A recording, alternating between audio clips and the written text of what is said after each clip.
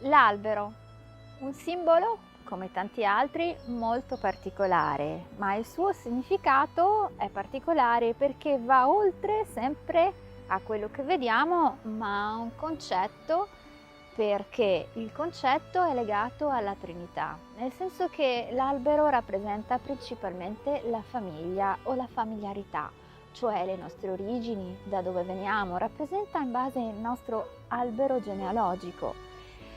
L'albero tra l'altro rappresenta la Trinità per un certo motivo, perché alcuni alberi, o perlomeno la maggior parte degli alberi, hanno la possibilità di avere in sé il seme del maschile e il seme del femminile.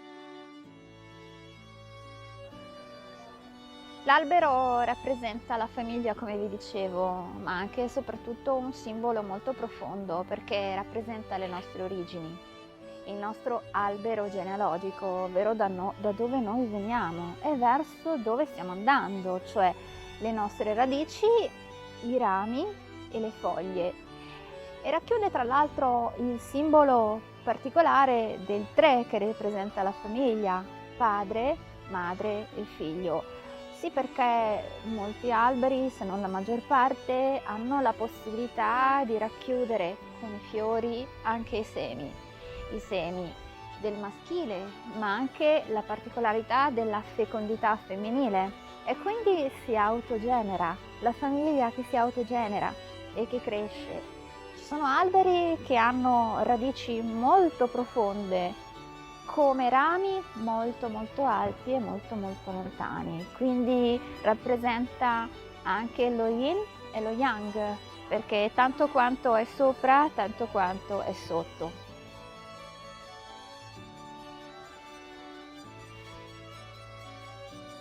Tra l'altro ci sono alberi particolari e in questo caso vi sto mostrando un ficus magnolia. In questo caso, con le sue foglie, ha una rappresentazione legata a un simbolo antico per la cultura anche orientale, e rappresenta la speranza, rappresenta la perseveranza, rappresenta la verità interiore.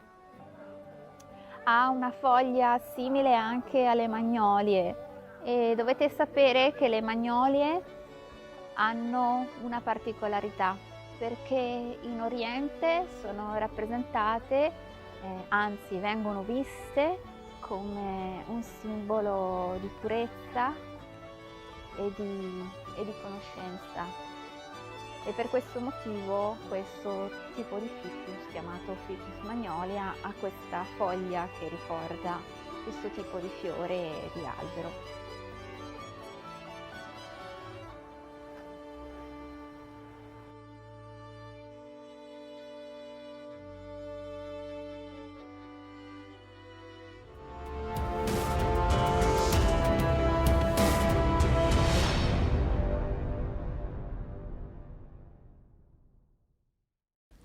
Ciao, sono Luna Stanford Marrone.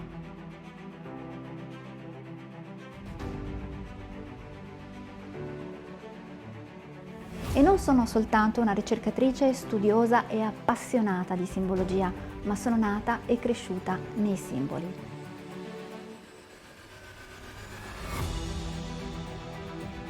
Sì, perché già i miei nonni erano appassionati ricercatori, studiosi, architetti, ingegneri. Sono cresciuta in un ambiente che ha fatto sì che io potessi vedere quelli che sono i significati nascosti nei simboli. Mi sono appassionata al loro significato, che va oltre quello che noi vediamo. È un significato che raggiunge l'anima. Ho deciso così, per questo motivo, di farne una professione e di raccontarvi quello che c'è dietro ad ogni simbolo. Seguitemi sulle mie pagine.